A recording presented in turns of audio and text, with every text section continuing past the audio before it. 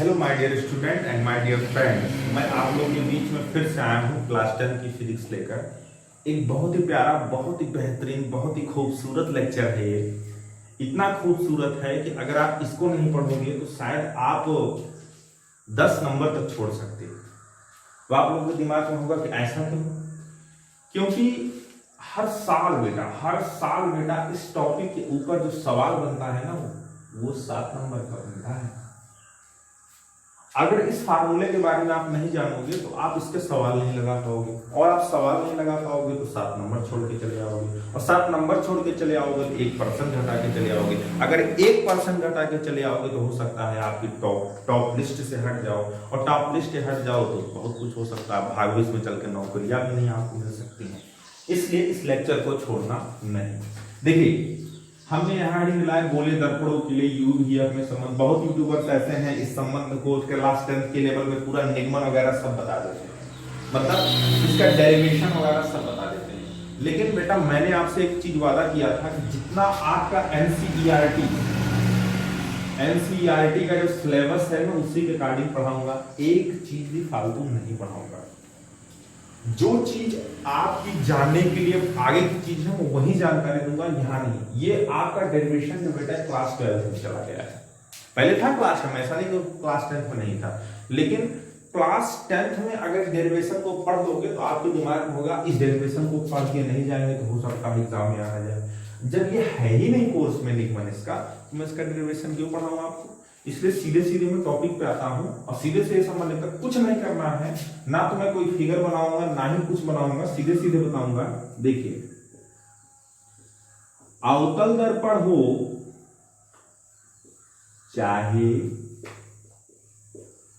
उत्तल दर्पण हो, अवतल दर्पण हो चाहे उत्तल दर्पण हो, दोनों की फोकस दूरी निकालने का एक बहुत ही प्यारा सा फार्मूला है। उसी को आपको याद रखना है। 1/f बराबर होता है 1/u plus 1/v। 1/u plus 1/v। कुछ चीज जान लीजिए। यहां f क्या है? दर्पण की फोकस दूरी है। यहां f क्या है? दर्पण की फोकस दूरी है। अब चाहे वह उत्तल दर्पण हो चाहे अवतल दर्पण हो, u क्या है? u जो है वह वस्तु की दूरी है। कल मैंने बताया था आपको पिछले लेक्चर जरूर देख लीजिएगा, चिन्ह पार्टी का नियम वाला। कल मैंने बताया था u क्या है? u जो होता है वस्तु की दूरी होती है, और वस्तु की दूरी हमेशा कहां से नापी जाएगी? ध्रुव से नापी जाएगी। कहां से नापी जाएगी? और मुख्य अक्ष के साथ नापी जाएगी। ये वस्तु की दूरी है। और v क्या है? आपकी प्रतिबिंब की दूरी है। हमने प्रतिबिंब बनाने के नियम आपको खूब अच्छे से बताया। एक चीज को मैंने जोड़ के पढ़ाया है, कहीं कोई तकलीफ नहीं होगी आपको। u क्या है? वस्तु की दूरी है, और v क्या है? आपकी प्रतिबिंब की दूरी है, और f क्या है? दर्पण की फोकस दूरी है। क्लियर हो गया यहां तक? अब आपके दिमाग में होगा सर ये किस दर्पण के लिए है? बेटा, दोनों दर्पणों के लिए। उत्तल होगा तो उत्तल दर्पण की फोकस दूरी, अवतल होगा तो अवतल दर्पण की फोकस दूरी। और कोई समस्या समझ में आया होगा आपको? चलिए, तब तक इस पे नजरें निकाले, नोट कर लीजिए, फिर आगे मैं एक टॉपिक और आपको बताता हूं। चलिए, अगली हेडिंग आपकी है, अगली हेडिंग बेटा आपकी है संयुग्मी फोकस। संयुग्मी फोकस, या इसी को हम कहते हैं संयुग्मी बिंदु। शायद इसको हमने किसी लेक्चर में बताया भी होगा, लेकिन कोई दिक्कत नहीं, फिर से समझते हैं। देखिए, संयुग्मी फोकस या संयुग्मी बिंदु उन दो बिंदुओं को कहते हैं जिनमें एक बिंदु पर रखी वस्तु का प्रतिबिंब दूसरे बिंदु पे बनता है। अगर हम दूसरे बिंदु पर उस वस्तु को रख देंगे तो पहले बिंदु पे उसका प्रतिबिंब बनेगा। कोई कंफ्यूजन नहीं, अगर तो समझिए इसको, डिफिनेशन तो आपको ऐसे भी रख लोगे। जैसे मान लीजिए ये आपका उत्तल दर्पण है। देखिए, हर चीज को बेटा समझना है। ये आपका कौन सा है? अवतल दर्पण है। ये आपका क्या है? मुख्य अक्ष है। ये क्या है? ध्रुव है। ये क्या है? यहाँ क्या होगा? ध्रुव के पहले क्या होगा? मुख्य फोकस होगा। इसके बाद क्या होगा? वक्रता केंद्र होगा। इसके बाद क्या होगा? आपका अनंत होगा। क्लियर हो गया? अब अगर आपको मैंने बताया था प्रतिबिंब बनाने के नियम में कि अगर कोई वस्तु मान लीजिए, एक ही चीज को लेकर समझा रहा हूं, अगर कोई वस्तु मान लीजिए मुख्य फोकस पे रखी है, कहाँ रखी है, मुख्य फोकस पे रखी है, इसका प्रतिबिंब कहाँ बनेगा, अनंत पे बनेगा। कहाँ बनेगा, अनंत पे बनेगा। क्लियर हुआ, इसका प्रतिबिंब कहाँ बनेगा, अनंत पर बनेगा, यानी इसका प्रतिबिंब कहाँ बनेगा, अनंत पे। अगर कोई वस्तु मुख्य फोकस पे रखी है तो इसका प्रतिबिंब कहाँ बनेगा, अनंत पे रखा बनेगा। और मैंने पहला ही नियम पढ़ाया था प्रतिबिंब बनाने के नियम में, अवतल दर्पण वाले में, कि अगर कोई वस्तु अनंत पे हो, कहाँ हो, अनंत पे हो, तो उसका प्रतिबिंब कहाँ बनेगा, मुख्य फोकस पे बनेगा। तो आपने क्या देखा कि जब आपने प्रतिबिंबों के स्थान में परिवर्तन किया, मतलब कहें वस्तुओं और प्रतिबिंबों के स्थान में परिवर्तन किया, तो जिसका प्रतिबिंब जहां बन रहा था, फिर अगर वहां पर हमने उस वस्तु को रख दिया तो वहां उसका प्रतिबिंब कहां बन रहा था, जहां पहले वस्तु थी। क्लियर हुआ, कहने का मतलब ये है कि अगर पहले वस्तु कहां थी, अनंत पे थी, तो इसका प्रतिबिंब कहां बना, मुख्य फोकस पे बना। फिर अगर हमने क्या किया, चेक करने के लिए क्या ये दोनों संयोगी बिंदु है, संयोगी बिंदु कौन से, ये अनंत वाला और ये वाला है, इन्हें तो हम संयोगी बिंदु या संयोगी फोकस कहेंगे। लेकिन अगर हमें चेक करना है डिफिनेशन, परिभाषा के अनुसार कि क्या ये सही है, अब हम क्या करेंगे, इसको हम क्या करेंगे, इस वस्तु को जो हमने अनंत पे रखा है, इसको हम रखेंगे कहां पर, जहां इसका प्रतिबिंब बना, यानी मुख्य फोकस पे। तो आप देखोगे जब मुख्य फोकस पे इस वस्तु को लेके गए, इसका प्रतिबिंब कहां बन गया, अनंत बन गया, अनंत बन गया।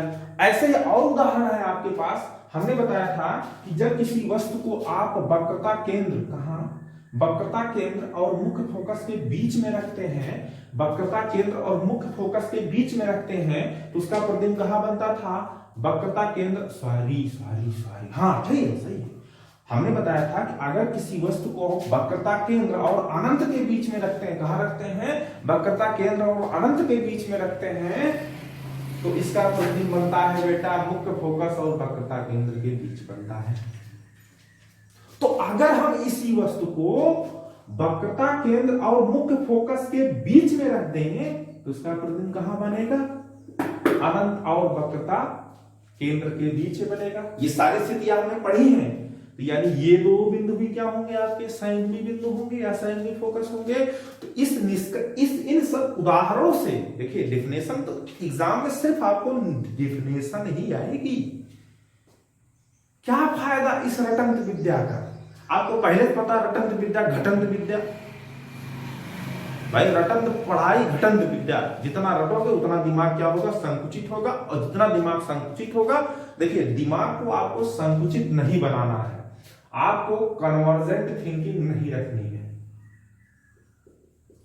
कन्वर्जेंट थिंकिंग नहीं रखनी है, आपको सिकोड़ना नहीं है अपने दिमाग को, छोटी छोटी परिभाषाएं मिल जाए, पढ़ लें, टॉप करते हैं, बड़ा अच्छा लगेगा, नहीं, आपको अपने दिमाग को क्या करना है, डाइवर्ट करना है। डाइवर्ट मतलब डाइवर्जेंट थिंकिंग करनी है, अभिसारी सोच रखिए। जब तक आप अपने आप को अभिसारी थिंकिंग में नहीं ले जाएंगे, तब तक आप इसी टॉपिक को अच्छे से विश्लेषण ना ही कर पाएंगे, ना ही उसके बारे में समझ पाएंगे।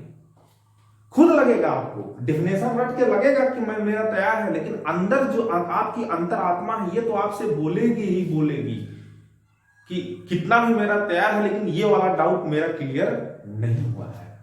तो डाउट क्लियर करने के लिए ही भैया बाबू हम बैठे हैं यहां पर।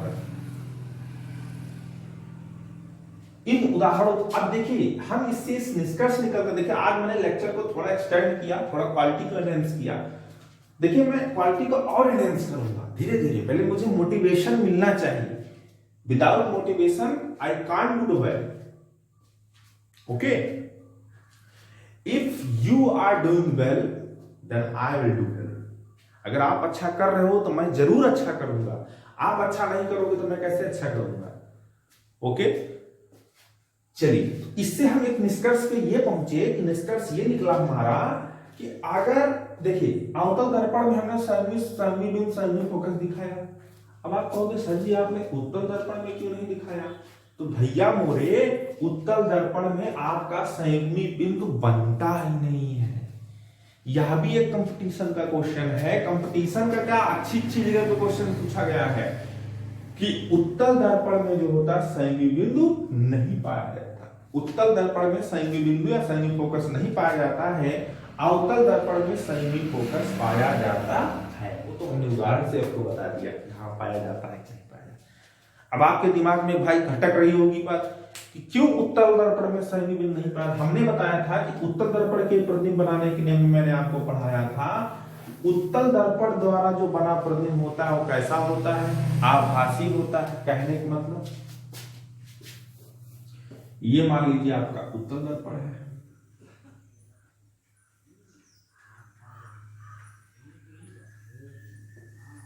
उत्तल दर्पण द्वारा बना प्रतिबिंब कैसा होता है, आभासी होता है। दर्पण के क्या होता है, पीछे होता है। दर्पण के क्या होता है, पीछे होता है। मतलब कहने का ये है कि अगर ये वस्तु है तो इसका प्रतिबिंब कहाँ बनेगा, दर्पण के पीछे, क्योंकि परावर्तक तल इधर है। तो दर्पण के पीछे मान लो ऐसे कहीं बन गया, ये प्रतिबिंब सीधा बनता है। भी पढ़ेगा कि दर्पण के पीछे अगर आपका ये प्रतिबिंब बन गया, अब यहाँ आपका प्रतिबिंब बन गया दर्पण के पीछे, तो आपको एक चीज जरूर पता होगी कि दर्पण के पीछे प्रतिबिंब बना। अब हम अगर इस वस्तु को दर्पण के पीछे रखेंगे, ध्यान देना मेरी बात को, अगर हम इस वस्तु को दर्पण के पीछे रखेंगे तो प्रतिबिंब तो बनेगा, बनेगा। अरे कैसे बनेगा भैया मोरी, वस्तु को रखेंगे तो कई पीछे वाला पेंटवा इसको परावर्तित करेगा, जो पता है ये तो पीछे वाला पेंटिंग है। अगर वस्तु को यहाँ रखेंगे तो कौन प्रकाश को परावर्तित करेगा, ये पेंट नहीं, क्योंकि जो परावर्तन होता है वो तो इधर वाले तल पे होगा। तो आपको समझ में आ गया मैं जो बताना चाह रहा। इसीलिए उत्तल दर्पण में आपका संधि बिंदु या संधि फोकस नहीं बनता है। चलिए अगली हेडिंग की हम बात करते हैं। इंपॉर्टेंट हेडिंग है, आज मैं बहुत कुछ पढ़ा के खत्म कर देना चाह रहा हूँ। आज पूरा दर्पण आपका पढ़ा के मैं खत्म कर दूंगा। दर्पण खत्म हो जाएगा, इसके बाद मैं आपको प्रकाश का परावर्तन, प्रकाश का अपवर्तन शुरू करूंगा, लेंस के बारे में बताऊंगा, और ये चैप्टर पूरी तरीके से समाप्त हो जाएगा। सबसे लंबा लेसन है पूरे कोर्स का आपका। अब मैं आपको बताऊंगा रेखीय आवर्धन। रेखीय आवर्धन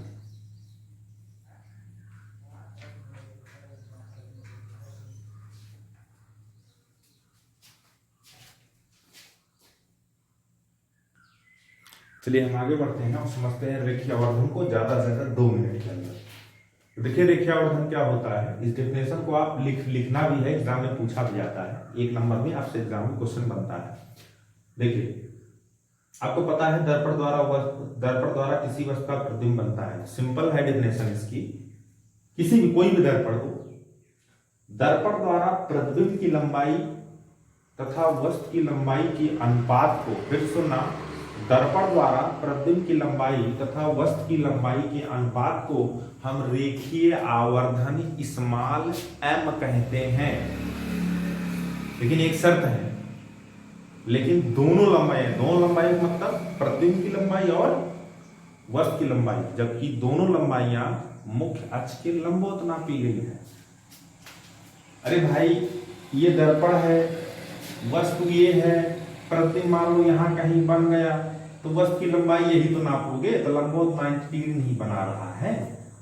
ये अगर प्रतिबिंब की लंबाई है तो इसको भी तो इसकी भी लंबाई आप मुख्य अक्ष के लंबवत, ये भी तो 90 बना रहा है। तो समझ में आ गया होगा कि प्रतिबिंब की लंबाई तथा वस्तु की लंबाई के अनुपात को हम रेखीय आवर्धन स्मॉल m कहते हैं, जबकि दोनों लंबाइयां मुख्य अक्ष के लंबवत नापी गई हों। तो स्मॉल m बराबर सूत्र होता है y2 by y1 बराबर -v by u, -v by u। यहाँ y2 जो है प्रतिबिंब की लंबाई है, y1 जो है वस्तु, यहाँ लिख सकते हो y2 प्रतिबिंब की लंबाई है, y1 आपका वस्तु की लंबाई है, v जान रहे हो प्रतिबिंब की दूरी है, और u क्या है, वस्तु की दूरी है। I hope all doubt is clear. इतना समझ में आ गया। देखिए कुछ चीज और नोट में लिख सकते हैं आप, अच्छा पॉइंट है, मैं बता दे रहा हूं, कुछ चीज बताना मैं भूल गया था। देखिए अगर आवर्धन ऋणात्मक होगा, अगर आवर्धन क्या होगा, ऋणात्मक होगा, पूछा जा सकता है। अगर आवर्धन ऋणात्मक होगा तो प्रतिबिंब वास्तविक होगा। अगर आवर्धन ऋणात्मक होगा तो प्रतिबिंब वास्तविक होगा। अगर आवर्धन धनात्मक होगा तो प्रतिबिंब क्या होगा, आभासी होगा। अगर आवर्धन ऋणात्मक होगा तो प्रतिबिंब वास्तविक होगा। अगर आवर्धन धनात्मक होगा तो प्रतिबिंब क्या होगा, आभासी होगा।